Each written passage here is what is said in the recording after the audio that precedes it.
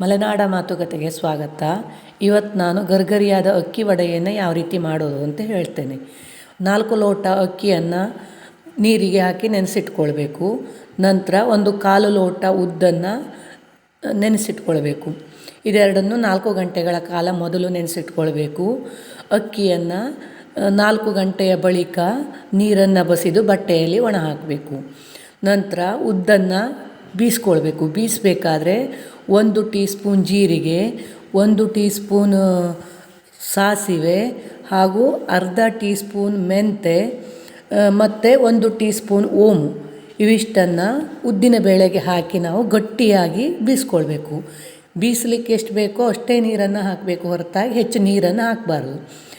ಈ ಅಕ್ಕಿ ಒಣ ಹಾಕಿದ ಅಕ್ಕಿ ನೀರಿನ ಅಂಶ ಆರಿದ ಮೇಲೆ ಅದನ್ನು ಮಿಕ್ಸಿಗೆ ಹಾಕಿ ನಾವು ಪೌಡ್ರ್ ಮಾಡ್ಕೊಳ್ಬೇಕು. ಹೀಗೆ ಪೌಡ್ರ್ ಮಾಡಿಕೊಂಡಂಥ ಹಿಟ್ಟನ್ನು ಬೀಸಿಟ್ಟಂತಹ ಉದ್ದಿನ ಬೇಳೆ ಹಿಟ್ಟಿಗೆ ರುಚಿಗೆ ತಕ್ಕಷ್ಟು ಉಪ್ಪನ್ನು ಹಾಕಿ ಕಲಸಬೇಕು. ಹೀಗೆ ಇದು ಮೆತ್ತಗಾಗಬೇಕು, ಒಂಥರ ಬೆಣ್ಣೆ ಥರ ಬರುತ್ತೆ ಹಿಟ್ಟು. ಆ ರೀತಿ ಬರುವಲ್ಲಿವರೆಗೂ ಕೈಯಿಂದ ನಾದ್ತಾ ಇರಬೇಕು. ಹೀಗೆ ನಾದಿ ಒಂದು ಅರ್ಧ ಗಂಟೆ ಹಾಗೆ ಬಿಟ್ಟು ಬಿಡಬೇಕು.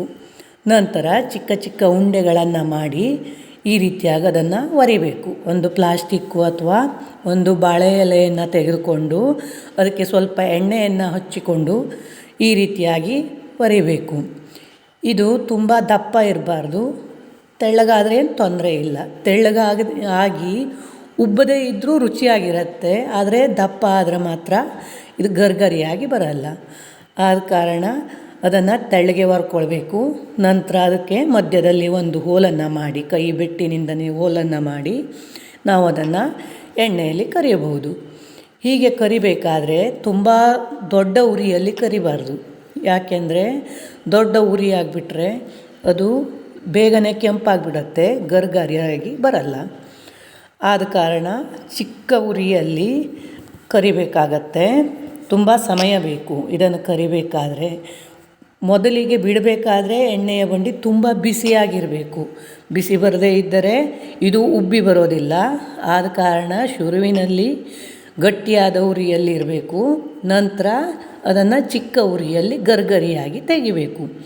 ಈ ರೀತಿಯಾಗಿ ನಾವು ಗರ್ಗರಿಯಾಗಿ ತೆಗೆದ ವಡೆಯನ್ನು 15ರಿಂದ 20 ದಿವಸ ಇಟ್ಟರೂ ಏನೂ ಸಮಸ್ಯೆ ಇಲ್ಲ, ಗರ್ಗರಿಯಾಗಿರುತ್ತೆ. ಇದನ್ನು ಒಂದು ಗಾಳಿ ಆಡದ ಕ್ಯಾನಿನಲ್ಲಿ ಅಥವಾ ಒಂದು ಸ್ಟೀಲ್ ಡಬ್ಬದಲ್ಲೋ ನೀವು ಹಾಕಿಡಬಹುದು.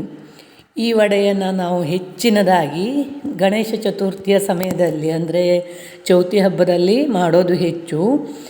ಈ ವಡೆಗೆ ಎಲ್ಲ ಅಕ್ಕಿನೂ ಬರೋದಿಲ್ಲ, ನಮ್ಮ ಊರ ಅಕ್ಕಿ ಮಾತ್ರ ನಾವು ಬಳಸಬೇಕು. ನಾನಿಲ್ಲಿ ಪದ್ಮರೇಖಾ ಅಂತ ಹೇಳ್ತೇವೆ, ಆ ಅಕ್ಕಿಯನ್ನು ಬಳಸಿದ್ದೇವೆ. ಈ ಅಕ್ಕಿ ಎಲ್ಲ ಅಕ್ಕಿಯಿಂದನೂ ಮಾಡಲಿಕ್ಕೆ ಬರೋದಿಲ್ಲ. ಮತ್ತು ಹಿಟ್ಟನ್ನು ತೆಳ್ಳಗೆ ಮಾಡಿಕೊಳ್ಬಾರ್ದು. ಕಲಸಬೇಕಾದ್ರೆ ಹಿಟ್ಟು ಗಟ್ಟಿಯಾಗಿರಬೇಕು. ಅರ್ಧ ಗಂಟೆ ನಂತರ ಅದನ್ನು ನಾವು ಕರಿಲಿಕ್ಕೆ ಪ್ರಾರಂಭ ಮಾಡಬೇಕು. ಈ ರೀತಿಯಾಗಿ ಗರ್ಗರಿಯಾಗಿ ಕರೆದ ವಡೆ ನೀವು ಸಾಂಬಾರಿನ ಜೊತೆ ತಿನ್ನಬಹುದು, ಹೀಗೇನೂ ತಿನ್ನಬಹುದು. ತಿನ್ನೋದಕ್ಕೆ ತುಂಬ ರುಚಿಯಾಗಿರುತ್ತೆ ಮತ್ತು ಎಣ್ಣೆಯನ್ನು ಕುಡಿಯೋದಿಲ್ಲ. ಇಲ್ಲಿ ನಾನು ಇದನ್ನು ಕರೀಲಿಕ್ಕೆ ನಮ್ಮ ಮನೆಯಲ್ಲೇ ತಯಾರಿಸಿದಂತಹ ಶುದ್ಧವಾದ ಕೊಬ್ಬರಿ ಎಣ್ಣೆಯನ್ನು ತೆಗೆದುಕೊಂಡಿದ್ದೇನೆ. ನೀವು ಕೂಡ ಈ ಎಣ್ಣೆಯನ್ನು ಬಳಸಬಹುದು. ಯಾಕೆಂದರೆ ಮನೆಯಲ್ಲಿ ತಯಾರಿಸಿದ ಕೊಬ್ಬರಿ ಎಣ್ಣೆ ಆರೋಗ್ಯಕ್ಕೂ ತುಂಬ ಉತ್ತಮವಾಗಿರುತ್ತದೆ. ಆದ ಕಾರಣ ನಾನು ಈ ಎಣ್ಣೆಯನ್ನೇ ಬಳಸಿದ್ದೇನೆ. ಈ ರೀತಿಯಾಗಿ ನಾವು ಈ ಉದ್ದಿನ ಮತ್ತು ಅಕ್ಕಿ ಹಿಟ್ಟಿನ ಮಿಶ್ರಣದಿಂದ ತಯಾರಿಸಿದಂತಹ ವಡೆಯನ್ನು ಈ ರೀತಿ ಕ್ಯಾನಿನಲ್ಲಿ ತುಂಬಿಟ್ಕೊಳ್ಬಹುದು. ತಿನ್ನೋಕ್ಕೂ ತುಂಬ ರುಚಿ. ಮಾಡೋಕ್ಕೆ ಸ್ವಲ್ಪ ಕಷ್ಟ ಆದರೂ ನಿಧಾನವಾಗಿ ಕರೆದರೆ ರುಚಿ.